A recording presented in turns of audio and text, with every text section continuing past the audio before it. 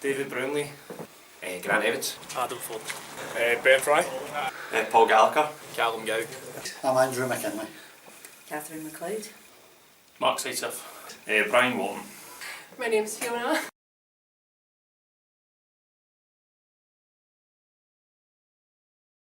In our 2014-2015 season was actually back when Pollock had just been relegated, so we were in the Championship actually that season, so I came in and I think Joe had signed as well that year.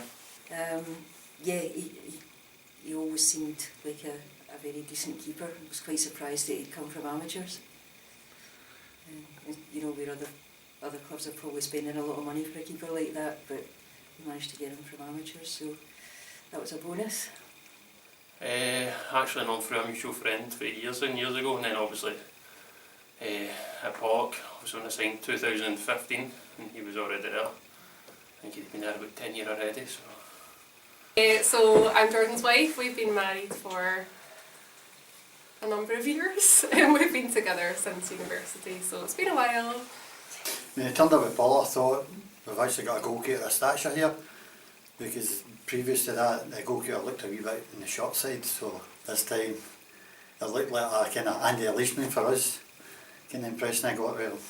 Well, I didn't actually meet him. The first kind of time I kind of noticed him was I was with Kilburney and we played them in the quarterfinals of the Scottish Cup here, and what I felt was we absolutely battered them, but Jordan was just unbelievable, saving everything, so it was a bitter, but then he scored a penalty in the last minute, so not a fond memory of that one, but aye.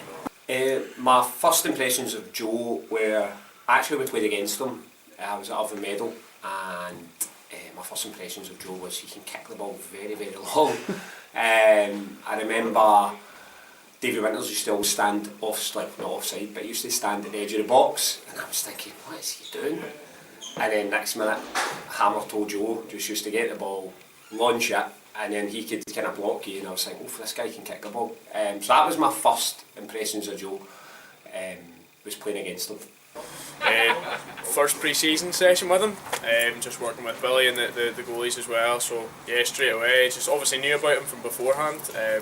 He'd been at the club a long time, this was his testimonial year, and was excited to kind of get him working with him, and it was, yeah, just good from the get-go. Just a big friendly giant.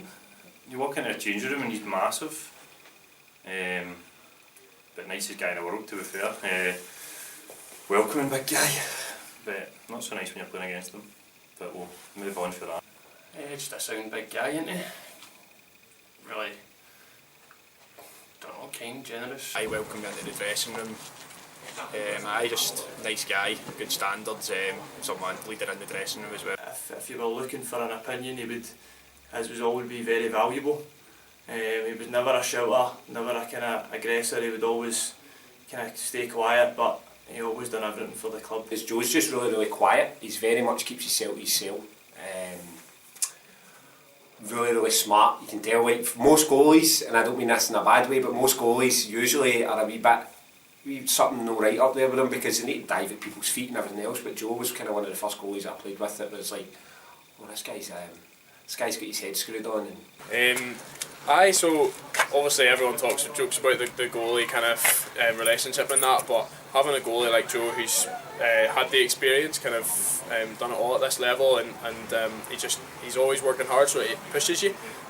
So I think the sessions we've had, Billy would say the same, the coach and the other goalies that have been in, it's just they're good quality. Everyone's working hard, everyone's pushing themselves, and I think Joe really kind of leads that and sets that standard. And there's good banter and stuff between the lads as well, but it's whenever everyone's making saves and working hard, it's a good group, it's a good good atmosphere, so it's good. Sensible guy, particularly for a goalkeeper, really, really sensible. And then as time went on and we started playing together, obviously you realise he's a brilliant player. He's really reliable, really consistent. It's good, obviously I play centre half, so he's good to have behind you someone who has experience.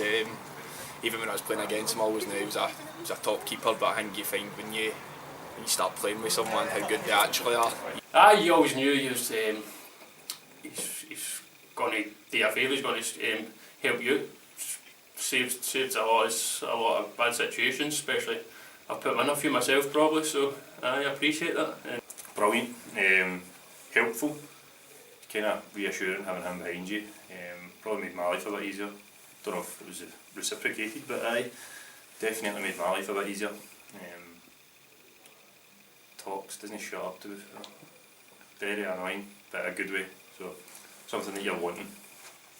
I mean, it's the opposite on the pitch. Aye, he wouldn't stay quiet on the pitch, that's for sure, but he would always talk you through the game, always giving you instructions. He was a leader on the pitch as well. Just drive the team on from behind. He's seen everything, so he was the first person to kind of pass on that information from me, obviously the line filler up. He's a really calm head. I think that's his biggest attribute, Joe. And just to pull off the unexpected. You know, there's goals that go in and you would maybe go, oh, Joe would have saved that. And that's probably the biggest compliment you could give Joe. Reassuring. You feel you're in safe hands. It's going to be really hard to fill his gloves. So being a football widow is fun. Obviously it's a big commitment. Every Saturday he packs up his things and heads out the door, and you've got no idea whether he's coming back in a grumpy mood or a happy mood. But do you know what? It's great to see the passion that he's got for Pollock. He's genuinely so passionate about the club. He loves the fans, the players, the committee, everything about it, and yeah, I think he'll be with Pollock for the rest of his life in some capacity. I think he's a leader. I think that's what we had early doors when Joe came into the team. We started adding people to the team, what kind of leaders. So the impression of Joe was very commanding leader. Great guy off the park, great guy on the park. Off the pitch, I'd say just genuinely a really good guy. Like, I think for football it's important actually to judge them as a player and also as a person, and probably I can't fault him in either. I would say that, particularly for me, when I came into Pollock, I'd have been young as well. I came in, I became captain of the team, and I was still like developing as well, still trying to understand what I was as a player, trying to understand what it meant to lead a team. And Joe, he's a bit older than me, he had the experience, and he was always somebody that I could massively rely on. A really honest guy, a really trustworthy guy, and genuinely I would say that he's become a really good friend of mine. The trip down from Brora, on our way back we had some fish and chips and just kind of chatting about work and things like that, and he's just a great guy. You know, really cares about his family, really cares about the club and that as well, and you can just tell he's genuine.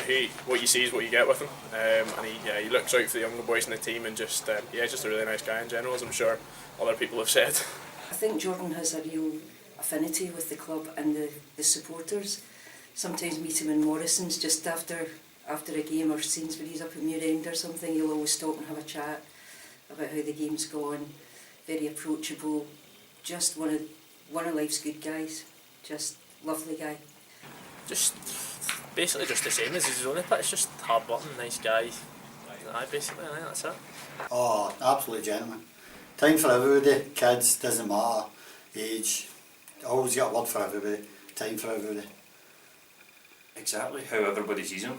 He's not any different from what you see in pictures or you hear people saying. It's not as if he changes behind closed doors when nobody's about. He's the same, just a friendly, nice, caring big guy.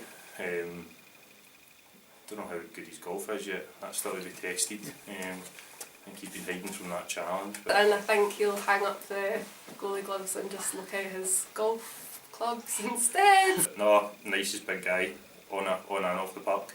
Yeah, it's just a very much. He's just very easy going off the park. He's really funny, and he's just easy to talk to. You can have a good conversation with Joe. The only thing I would say about Joe, the only con I've got him is he drinks shandies. So he gets a shandy rather than a lager. He goes, a lager shandy, and you're like, oh, I need to go to the bar and order a shandy. So that's probably, if you had pros and cons of Joe, his cons would be that he drinks shandies. Favourite memory of Joe's not going to be a save. It's going to be the goal he scored against Rob Roy. Because that's the kind of one that just sticks out, you know what I mean? You're thinking, everybody thinks of saves.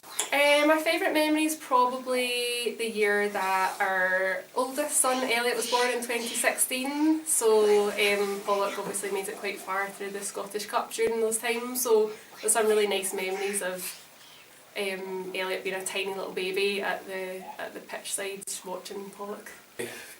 saved the penalty in the semi-final of the Junior Scottish down there. Goes into the final. Maybe the Glenafton game in the Scottish Cup when he won as a penalty shootout, basically. Probably that. I think the penalty shootout against Denver, the qualifying round, the Scottish Cup.